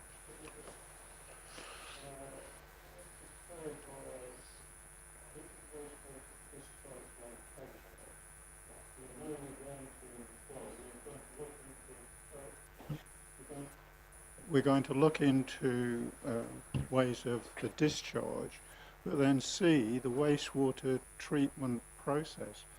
Would that not be like going on to field irrigation? So the treatment process that's talking about is specifically how the treatment plant at Te Awa Mate treats the wastewater before it's discharged. So currently, I thought that was really good though, because MBR plant, and it is it was state of the art when it was put in. Yeah, It is getting a little bit on now. That's why I'm questioning it. Yeah, but that is what we're talking about here, is looking at that process and whether there is any other better processes. Yeah, so that's what's talking. The treatment process when the itself plant was put in, it was state of the art as far as I was aware. It's still one of the the better technologies around. Okay, yeah, thank you. How old is that facility? Sorry, Kevin. I'll be suggesting around 13, 15 years. Okay, cool. Yeah, Councillor Kingi. Oh, thank you, Your Worship. Just noting my interest as a sitting trust board member, but I'm just going to make a couple of comments.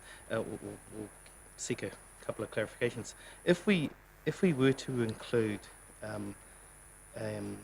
some of these suggestions in a revised scope for the steering group, that doesn't necessarily tie council into having to make a decision on it. It allows the group, I presume, to be able to talk about activities and at some point make recommendations back to council. Can you give me some clarity around that? So that's a very good point, which is that it is a recommendations only to come through. So there is an ability for council to still have overall decision making. Irrespective of what happens today, that is still the role of that steering committee, is to make recommendations, receive technical reports, including, as Councillor Williamson noted, the CIA or Cultural Impact Assessment that is being completed by Tina, but likewise understanding some of the land ownerships and looking at what suitable options are for the disposal. That is what council says is what was the plan. The question that's being asked is whether the scope can now include an alternate site to Te Awa Mate, and or the way in which the Turangi wastewater is treated if that plant was not there. Okay. Councillor King? Yeah. Oh, thank you for that, Dylan. Yeah, so that's what I sort of understood the recommendation to outline is that it gives us some ability to move. I suppose a comment I'd like to offer council is that we are in, I guess, the modern age of dialogue and relationships with our various iwi and hapu around the lake. And so I don't think we should be afraid of exploring things that may not necessarily have been on the radar at the start. This doesn't scare me by any means. I think it just allows us to have a frank discussion on what's important to a local hapu in Turangi, but also there may be other hapu around the lake that also have things that they wish to, I guess, discuss with council. So I think we, let's not get caught in the detail of this. I think there is an opportunity to actually have a conversation about the bigger picture stuff. Yeah, anyway, thanks. Okay, thank you, Councillor King. Councillor Jollins? Just a question through, this is probably one for Mr. Strongman. If we widened the scope and looked at relocation options, what's that going to do to timeframes and costs? And considering your workload and the vast number of projects you've got in the next 12 to 18 months? So through the chair, obviously the timeframes will be greater because there is a reasonable amount of extra work that wasn't anticipated in that space. But what do you define as greater without putting it on the spot? it's already a long process. I don't know. I'd be disappointed if it was double the time, but I don't think it'll be like 10%. It'll be time and a half, something like that, in that space. It's hard because it's, you know, it's relationship stuff. It does take time, and it takes time just to get the right people in the room. And the cost, I think we've dedicated around $70,000 for the work to date. We were going to use them, basically all of that, and maybe a little bit more from other areas to get the first part, the treated wastewater discharge location, discussed and worked through. And so obviously if you're looking at extras, the majority of that work, we probably had the right team and technical advisors that we were going to rely on anyway to do that. There's just a little bit more work for them. So there will be an increase in cost. I couldn't give you a quantum at the moment. Okay, Councillor Body? Question, if we come to this impasse, it ends up in the hands of the regional council, would that be correct? Yes. So the regional council would then be charged to do exactly what we're attempting to do, but maybe have a better success than what we are. Would that be correct?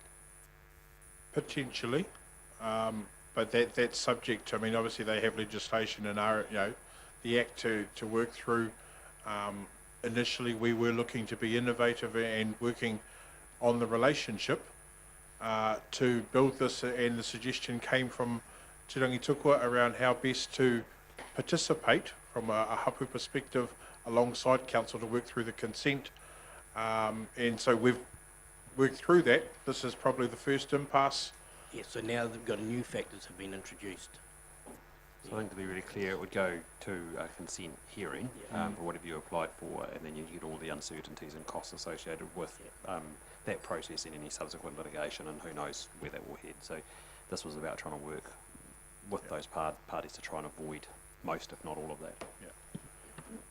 I'll also note that, you know, Councillor Kingi raises the point around other hapu. This hapu the wastewater goes to the lake. That's the only place in the district. Bit of whakamā comes with that, around the fact that your para goes into the lake. That's part of the motivation, and certainly some of the conversations that have been had separate to the steering group meetings is around why. So yes, there's other hapu, but in this instance, Turangi-Tongariro and Kaunihera are certainly aware that there's a bigger impact on their taonga.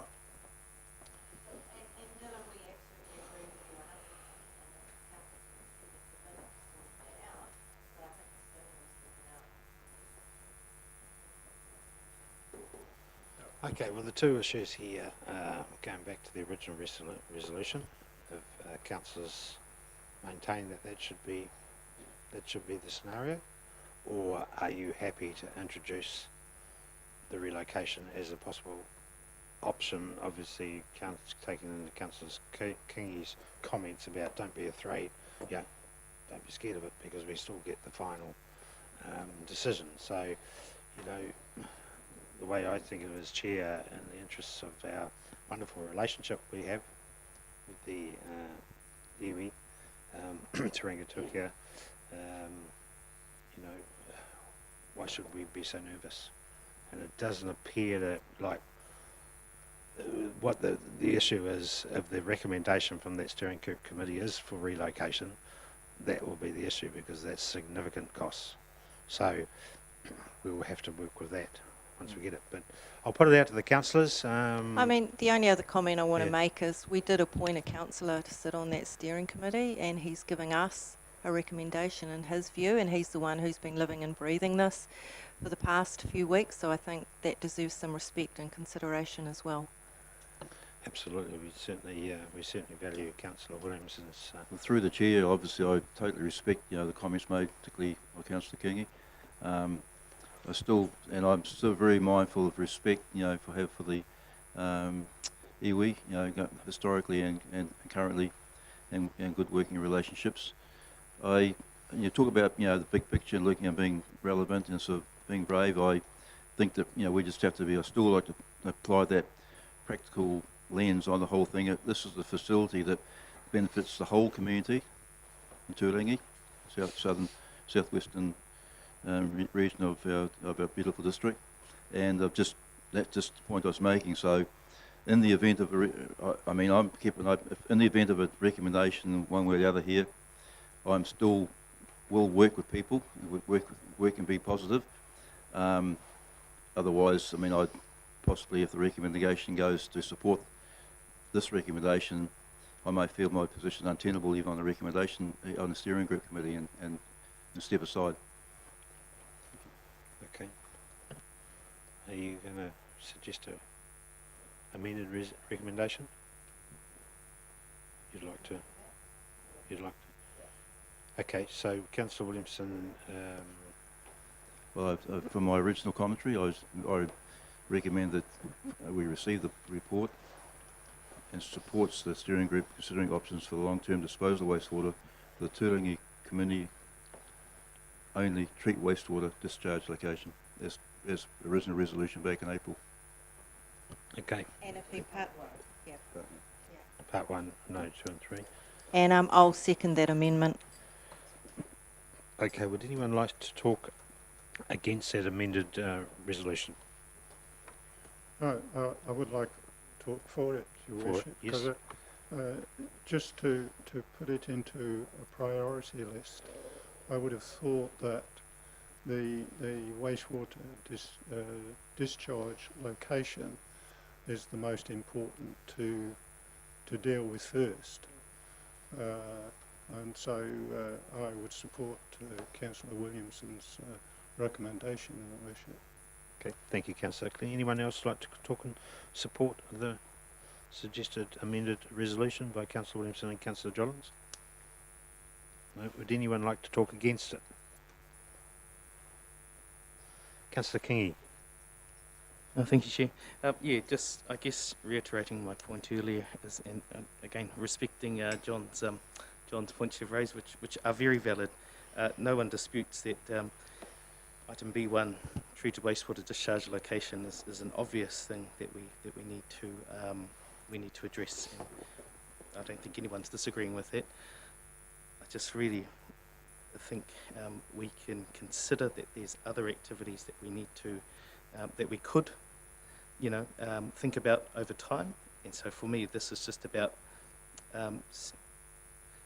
being brave in that context and actually just putting it all in there and talking about the whole thing rather than in bits and pieces as we tend to with some things. So I'm supportive of the original recommendation, which I guess means I'm against yours. Okay, Thank you. Councillor Kingi. All right, anyone else wants to talk against it? All right, I'll put the suggestion. Sorry. Oh, sorry. Okay, it's up there. Council receives the report and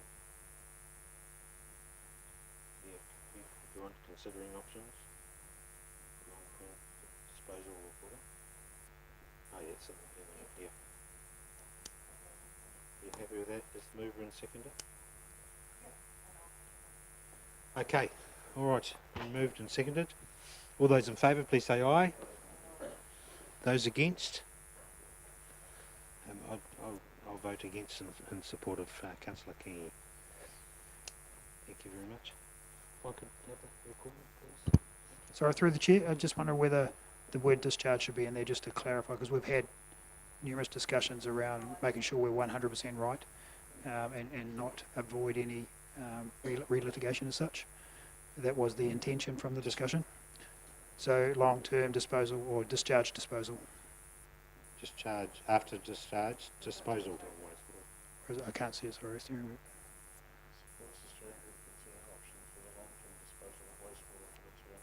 Of wastewater discharge. Yeah. Just for clarification, I think.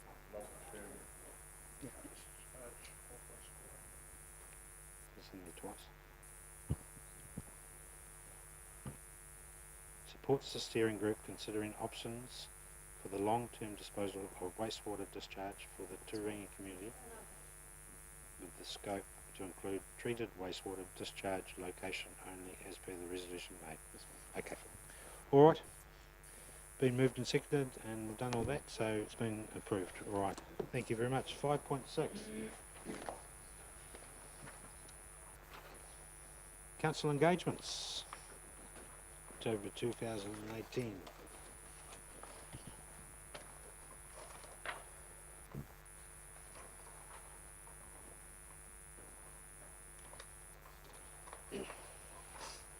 Tina.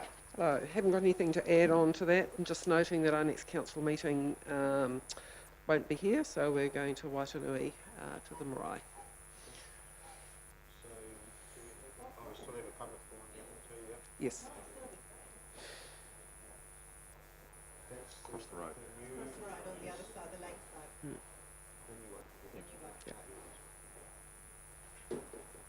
Lovely. Okay. Haven't received any requests for conferences, etc., so there's nothing there. Councillor Hackling.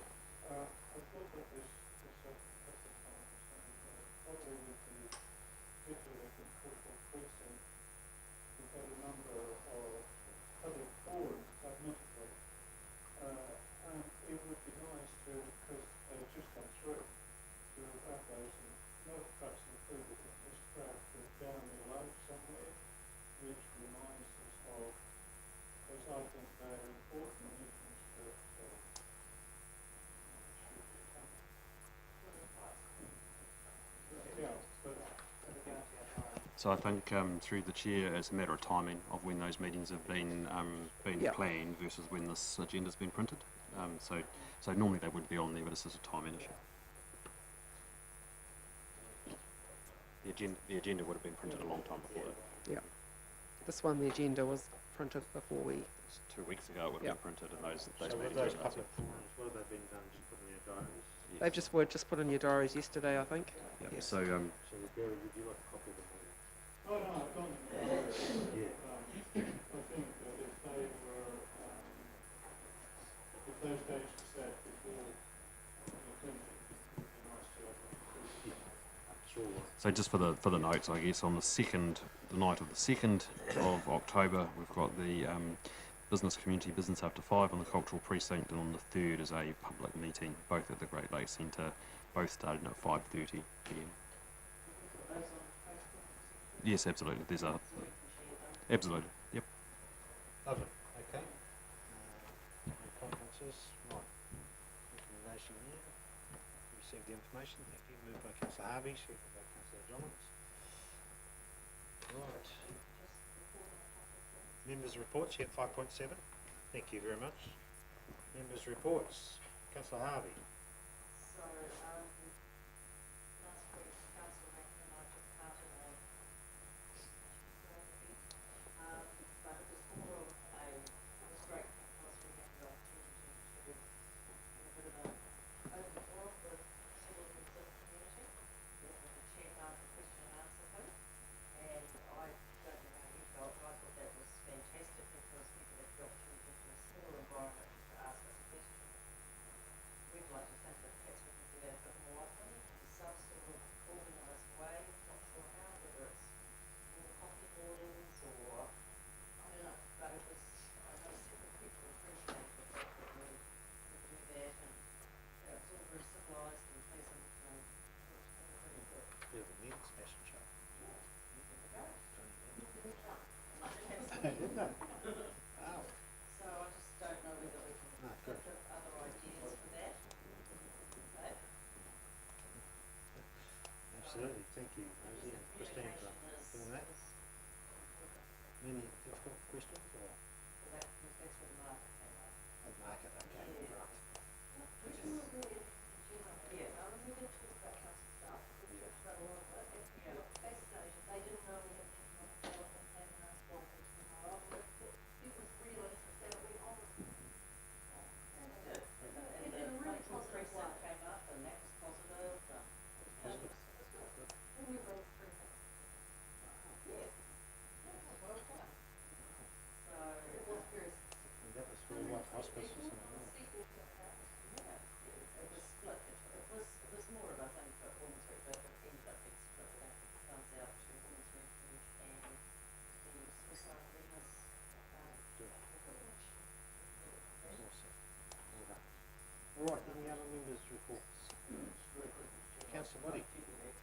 The other day in a general conversation, one of the ladies there raised the question that council seems to spend a lot of time and money bringing people into town, and then it was followed on, what do they do for us? Now, these are long-term residents that are well into their retirement. It's a hard one to answer because, in fact, we spend a lot on economic development. How does that filter through the community? It's an age-old question, but it was interesting that it was raised. What sort of thing do they? Well, what do I, and let's say I'm that person asked the question, what do I get out of the 1 point whatever million we give to Destination Great Lake Taupo, or what do I get out of, because we have an Ironman here, what do I get out of the cycle race, what do I get out of tourism, what do I get out of the Chinese archway? There's a whole lot of questions in the community that are very difficult to answer. Hopefully they've received more visitors. You know, being confined in a wheelchair is not that much fun, so if we are creating a bit of activity, hopefully they receive more visitors and make their life a bit more pleasurable. Jobs for their grandkids. Well,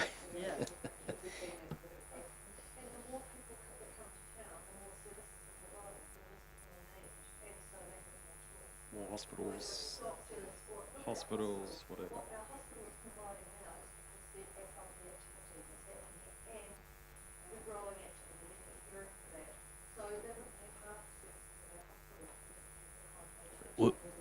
Would it be fair to say that some of those, and you're right to point those out, do not come from their rate money? It comes from an increasing population, blah, blah, blah. But, I mean, we as a council don't give money to the hospital. You know, there's more taxis in town because there's more people, but we don't fund taxis. If you get, see what I'm getting? Sorry? But we bring the people, which You're correct. You're correct, but we do have an increasing retirement population here that are asking those questions. So one of the great answers would be probably looking at what we're doing now with the Peter Teresa project and a better museum and better facilities to cater for, you know, for their grandchildren, for their grandkids, possible art displays, all sorts of things. I think that's very positive. Pretty clear, heavily subsidised housing for the elderly, for those who are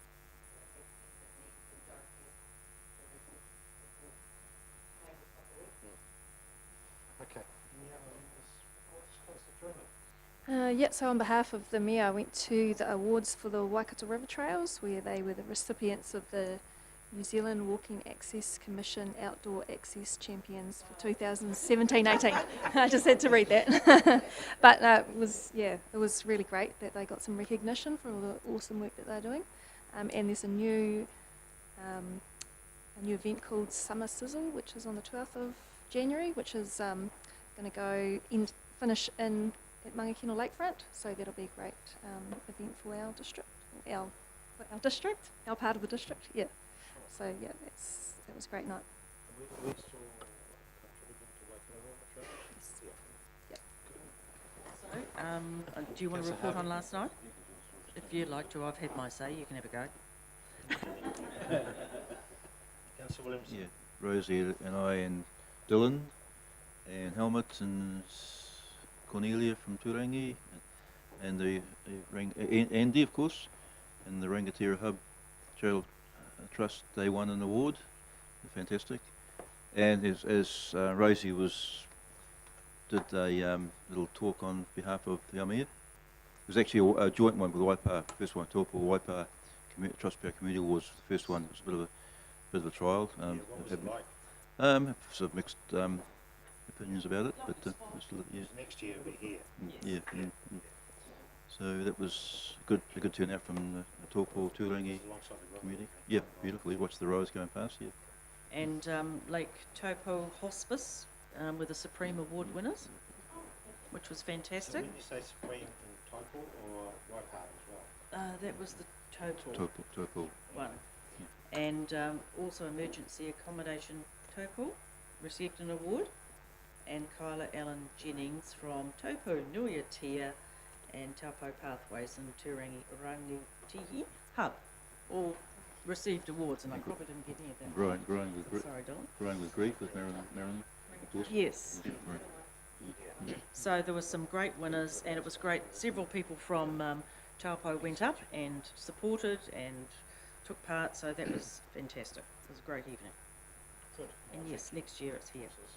So we were looking at, just sorry to finish, we need to think about where we might have it next year rather than just Great Lakes Centre, give it some thought, we're somewhere on the water.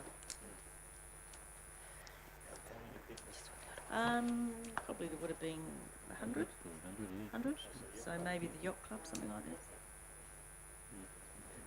All Would right, be well, lovely thanks though. for attending that. Very nice. Oh yeah, just one last one from me. We had the Creative Taupo grant schemes application consideration last week. So on behalf of the committee, I just wanted to extend a thank you to all of you for the increase in the grant funding to the creative community. It was well received, and we had some great applications, things through from Taupo Primary through to the Kapahaka Festival and some of the big stage productions, some awesome talent in town. One thing I did want to note and just bring to our attention is on a lot of the application forms, some of the biggest costs faced by these groups is the charges from our Great Lakes Centre. So on one hand, we're giving money to support these groups and it's often to cover some of the running costs. And I know that those costs are subsidised, but it just feels like we're shuffling money around. So that's something maybe we need to think about a little bit later. But just thought I'd say that one. And also, John and I went to the Friends of the Museum AGM the other weekend, and it would be fair to say that attendance at the AGM was double the year before. So, but one of the points that was brought up by the members there is because they've been doing all the volunteer work for the Shuzhou exhibition. They're the ones that come and greet you when you come in the door. It's been a big, extensive piece of work. But my understanding is that the numbers through the door for that exhibition are not as high as we had expected. So I know that we've got some projects coming up, and I know that Mr. Dylan mentioned earlier that it's going well, but the numbers aren't that significant. We're talking a few hundred, so I think that's something we just need to be conscious of. Very good. Okay. All right.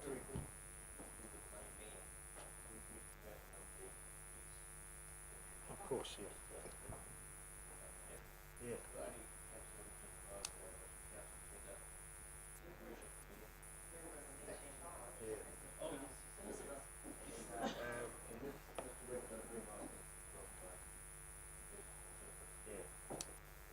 I went down and had a look at it last night too, lit up. It looks absolutely fantastic, you know. So, yeah, and it was great to be supported by Reverend Jenny Chalmers and the other Reverend too, for the denominations to say that they're more than happy to support that anything. You know, I know we've had a bit of flack about it, but anything that supports peace has got to be a good thing. So, yeah. Mayor's Dominic there. And so you walk through the Chinese archway, come across, how do you pronounce his name? Sri Chimney? Yeah. And Alison Rowe, that was the telling one, Alison Rowe won the New York Marathon, the Boston Marathon. When she won the New York Marathon, you know this, Christine, she got offered to meet the president for lunch at the White House or meet Sri Trinmore. And so she took the letter and she said it changed her life. So there you go. So would you do that, Gareth? Just waking you up, that's yeah, so she missed out on the club sandwiches at the White House. Alright, okay, we can have a mover please for the members' reports we received. Thank you, Councillor Stewart, seconded by Councillor Park. All those in favour please say aye. Sit. Lovely.